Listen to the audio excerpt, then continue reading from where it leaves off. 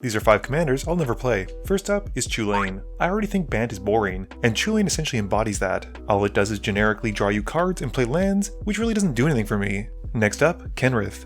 Speaking of generic, Kenrith feels like they took the best ability they could think of for each color, white, and slapped it onto a commander card. Sure, you can target other players with it, but let's face it, you never will. Orvar.